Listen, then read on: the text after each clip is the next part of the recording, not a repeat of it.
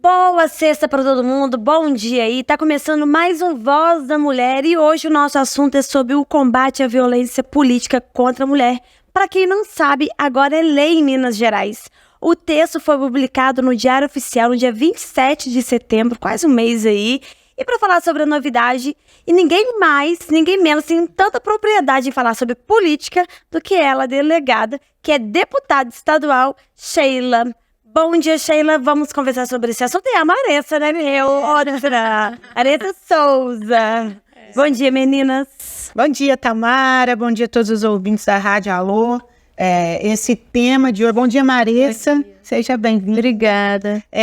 Esse tema é super importante, Tamara, porque a gente sabe que a presença da mulher na política, ela é fundamental. E incomoda. Incomoda. E tem incomodado cada vez mais, né? A gente tem aumentado o número aí de mulheres na política, mas coisas muito tristes têm acontecido.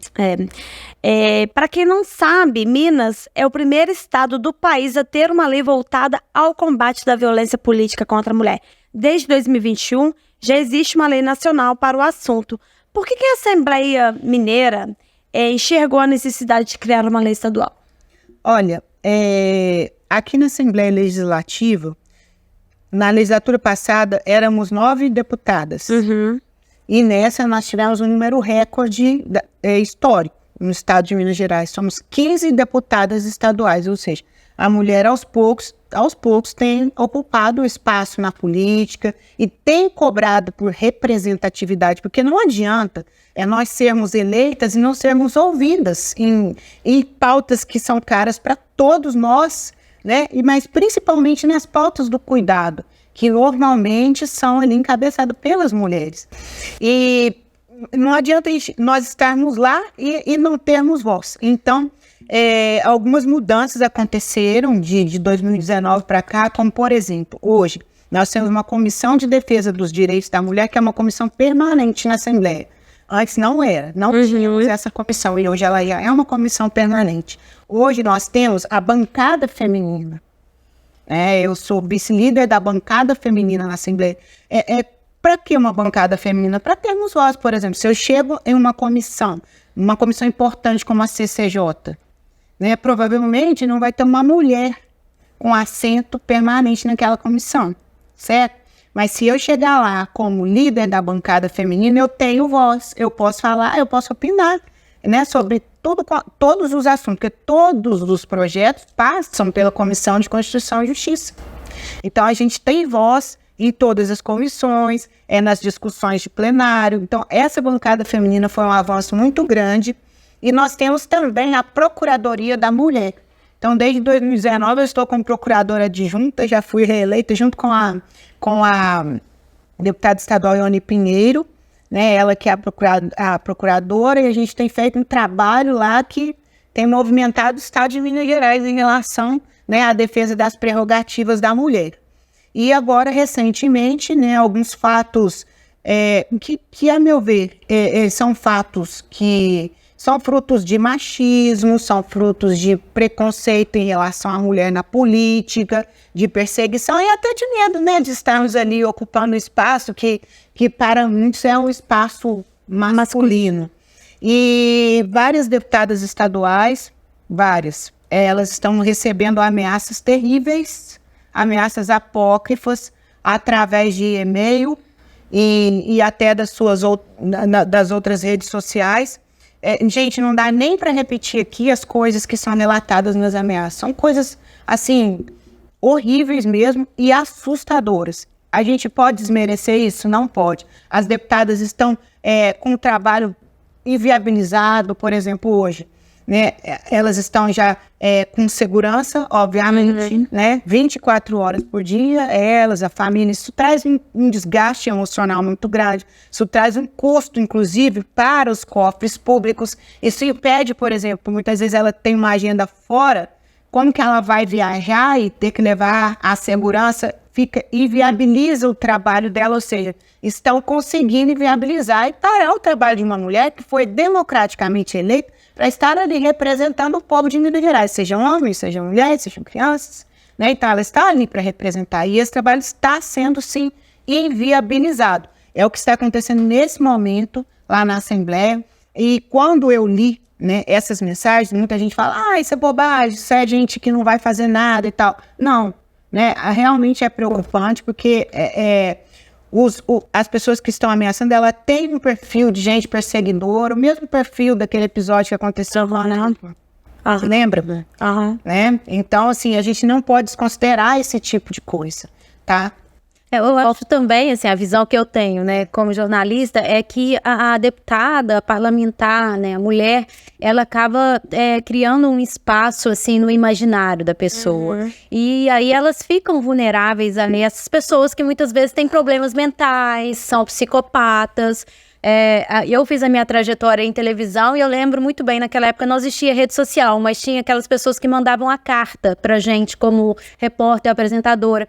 E as pessoas diziam a mesma coisa, não tem perigo. Só que aí depois começou a chegar cartas que o cara falava assim, eu te vi no shopping vestida com tal roupa em dia tal.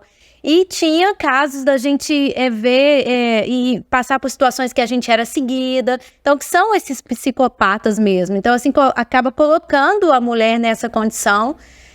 E é muito interessante, assim, eu fiz em 2019 um curso no Renova BR, que é uma escola de formação política suprapartidária.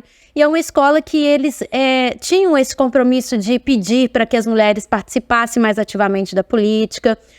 A própria Sheila, que eu caminho com ela desde 2018, ela faz o trabalho por meio do Mulheres Aurora, mas eu percebo que é muito difícil ainda para a mulher ocupar, às vezes, esse espaço, porque existe esses estigmas que são criados. A mulher ali no parlamento, muitas vezes, é difícil ela ser encarada. Acho que a Sheila tem histórias, assim, de que às vezes ele não respeita ela pelo trabalho técnico que ela está fazendo. Ela respeita pela roupa que ela veste. A gente já falou sobre isso. Exatamente. Então, isso dificulta muito e desmotiva, eu acredito, que muitas mulheres a participarem mais dessa esfera, assim, que é muito importante. Eu acredito que a gente faria muita diferença se a gente tivesse um grau de paridade ali, de gênero, não um mais do que o outro, mas mais balanceado. Só que a gente fica com medo muitas vezes. Fugindo um pouco da pauta, daqui a pouco a gente volta. Para você, Maressa, você falou aí que tá com a Sheila desde 2018, mas provavelmente você já teve outras experiências de assessoria com políticos homens. Você vê muita diferença? Você era respeitada enquanto assessora de um político?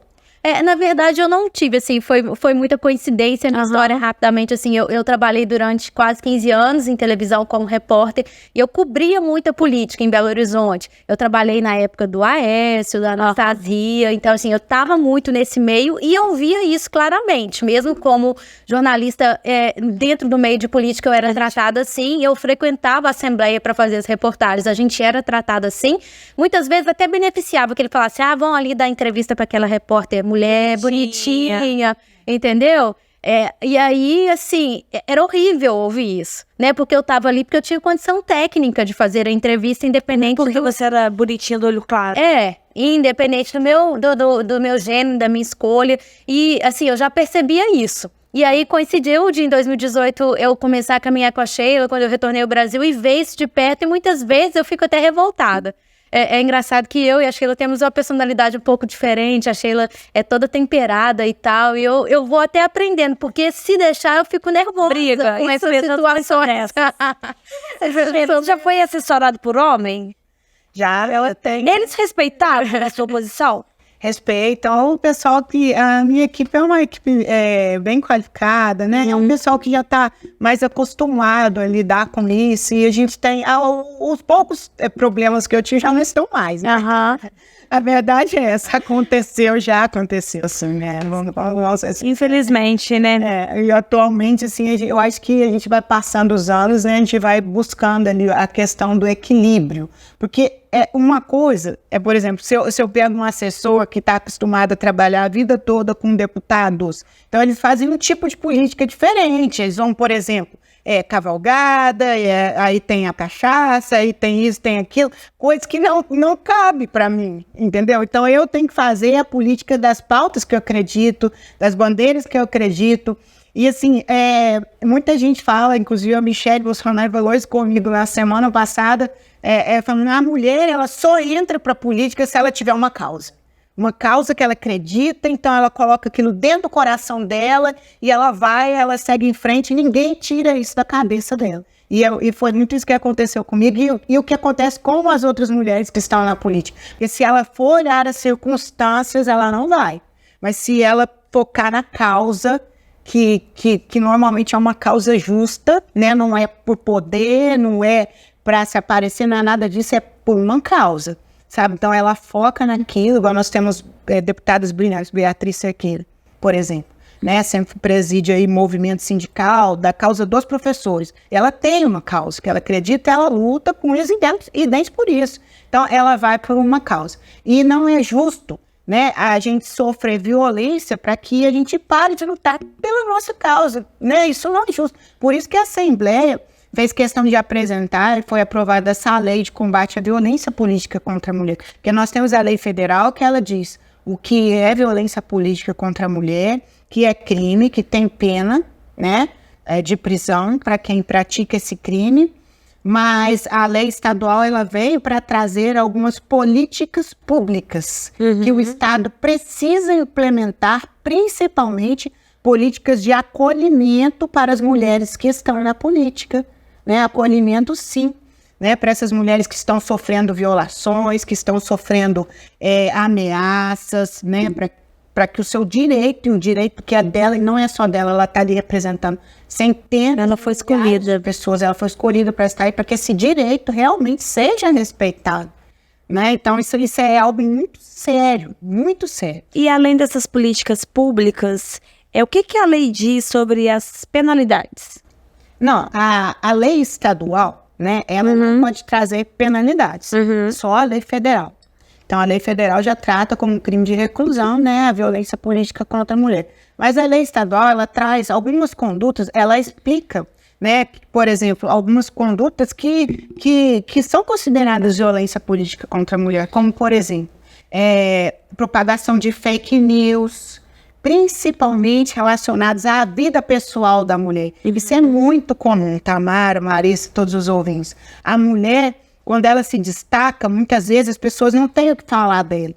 Mas eles vão atacar a vida pessoal dela, a honra, a moral e pior, os filhos, a família. E isso é em qualquer lugar, né? Não só na política. Não só na política. Qualquer lugar onde a mulher ocupe uma posição de ascensão. Ela é atacada com um golpe muito baixo.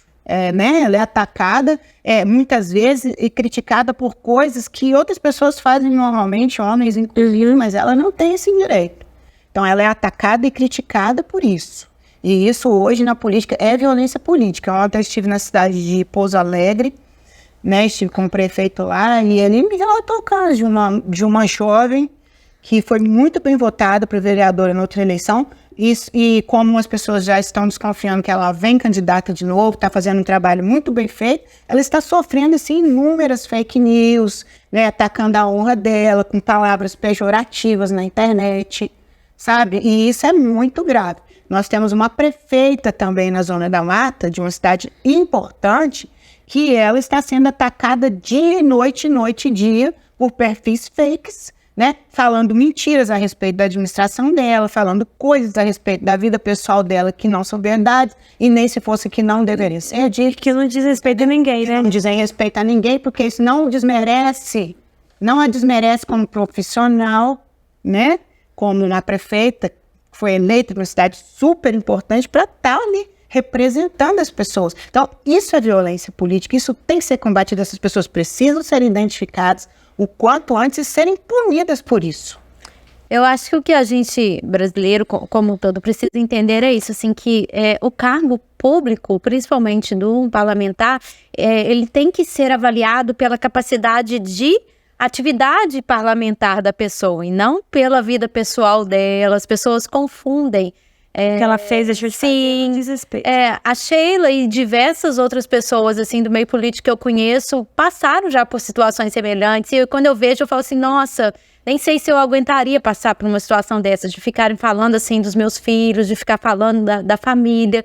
E isso desmotiva as mulheres a participarem mais. E eu vejo que a participação da mulher na política faz muita diferença, porque a mulher tem, em geral, independente da escolha partidária dela e tudo, ela tem um ar mais sensível para lidar com as coisas, né? Você vê, por exemplo, lá a bancada feminina tem deputadas de direita, de esquerda, do centro, e tá todo mundo caminhando junto pela mesma pauta. Num momento político que a gente está vivendo, da história do Brasil, onde tudo é tão polarizado, a gente ter uma mulher que tenha capacidade de fazer essa convergência é o que a gente precisa politicamente, para a gente dialogar, construir mais pontes e não muros. Então, eu acho que quanto mais mulheres entrassem, mais chance a gente teria de entrar num consenso melhor. E as mulheres, principalmente, precisam aprender a ver sobre essa perspectiva. Eu vou acompanhar o trabalho da deputada Sheila, da deputada Ione, da prefeita Margarida, mas sobre o ponto de vista do que elas fazem e não de quem elas são, com a família delas, com os amigos dela, porque ela precisa de dar resposta para mim do que ela faz enquanto trabalho parlamentar, que ela me representa. Exatamente. Né? A gente tem que ter esse olhar, porque a política é muito importante, mas a gente precisa saber, como cidadão, cobrar isso e não outras coisas. E saber diferenciar o dia a dia profissional do dia a dia pessoal, né? E porque em relação ao homem é assim, né, Tamara? Por exemplo, eu nunca vi ninguém, quando decide votar em um homem, procurar saber se ele é casado, separado, se ele tem filhos, quantas vezes ele casou. Será que faz assim? Será que ele dá tempo de qualidade pro filho dele, igual eles fazem com a mulher? E como que ela arruma tempo para ficar com o filho dela? Será que perguntam isso para um deputado? Se ela tem tempo de qualidade, ele também deveria ter. Só que, em geral, a gente não faz isso, porque a gente vive numa sociedade machista, patriarcal, em que a própria mulher, quando vai fazer uma escolha política, não reflete sobre esses pontos. E, inclusive, vem muitas vezes de nós, mulheres, né? Esse julgamento. É isso que eu tô falando. É a gente mesmo. A mulher, ela é a que mais vota hoje. A mulher é a maioria no eleitorado. Se ela tivesse esse critério, olha, de escolha, e não um critério de ficar na vida pessoal. Diferente. Você já imaginou como a gente transformaria esse país? Né? Não pra ter só mulher lá, não é isso. Eu entendi. Mas... Sheila, como que é o dia a dia na Assembleia? Você se sente confortável? Então, às vezes sim, às vezes não, né? Eu foco muito ali nas minhas pautas e às vezes a gente acaba, Tamara, que a gente, mesmo estando ali, né, a gente acaba evitando algumas coisas, né? Buscando evitar algumas situações e tal. Vamos falar o mineirês aqui, fazendo de bobo. Mas aí já entra um absurdo. Por que você tem que evitar? Não pode ser você, né? Exatamente, fazendo de boa para poder permanecer, para poder ser aceito. Mas isso tem mudado, a gente tem discutido muito sobre isso. Inclusive, agora, né? Eu acho que é uma situação que vai assustar um pouco. Tá? E vai assustar porque a gente está indo para colocar, para quebrar mesmo. Vamos colocar agora o delegado para fora da veia, entendeu? Eu apresentei na última quarta-feira a CPI, uma proposta de instalação de CPI da violência cibernética contra mulheres na política. Lá no Rio de Janeiro já tem, na verdade, eu me inspirei da delegada Marta Rocha, foi minha chefe quando eu fui policial lá no Rio de Janeiro, e ela, assim, fantástica. E ela já tem essa CPI lá no Rio de Janeiro, e agora eu já fiz essa proposta, nós já estamos com assinaturas para a implantação dessa CPI, e a CPI ela tem um poder muito amplo, um poder investigatório. Então ali nós vamos investigar quem realmente está praticando violência política contra a mulher, nós vamos cobrar, nós vamos intimar, e se preciso for, nós vamos convocar pessoas para ir lá e dizer para a gente a quanto andam as investigações relacionadas às ameaças que as deputadas estão sofrendo, a quanto andam as investigações relacionadas à violência política que a prefeita está sofrendo, tendo a sua imagem toda maculada, com depressão, né? E porque são coisas que afetam o psicológico da pessoa. E como está a questão de equipamentos também. Cadê? Temos equipe para isso, equipamentos suficientes, porque é crime, né? E crime precisa ser apurado, e a gente tem que parar com isso, né? Tem que apurar, tem que prender quem está fazendo isso para que sirva como exemplo para os outros. Pode até ser uma pergunta boba, né? Mas, e tem homens abraçando essa causa? Tem. Acabei de receber agora ligação, antes de começar essa conversa nossa, de um deputado que, inclusive, é de um partido de esquerda, certo? Porque é uma pauta que une muita gente, sabe? Gente, violência é violência em qualquer lugar, né? Em qualquer lugar. Eu acabei de receber a ligação dele falando, olha, eu assinei a CPI com muito orgulho e pode contar comigo para participar, porque o que estão fazendo não é justo. Que bom. Sabe? Depois do acolhimento aí, né, das assinaturas, qual que é o próximo passo? Agora a mesa diretora ela instala, né, essa CPI e a gente marca as audiências, apresenta o plano de trabalho e começa as audiências, né, ouvir as pessoas, ouvir essas mulheres, ouvir quem está envolvido nas investigações e investigar mesmo. A CPI ela tem amplos poderes investigatórios. Que legal. Eu acho que funciona também como um modelo, assim, porque, por exemplo, ela deu o exemplo que a CPI vai ter esse caráter investigatório para as pessoas entenderem que tem limite. Isso serve como um exemplo. Por exemplo, se eles verem que pessoas que estão cometendo violência política contra o político está sendo penalizada, ele vai pensar 2 vezes de fazer isso com qualquer pessoa na internet. Pode ser com um influenciador, né, que às vezes também uma pessoa famosa que fica ali exposto demais. No Brasil, sobretudo, que a gente é um povo que consome muito internet. E se expõe demais, né? Você, né, Tamara? Sim.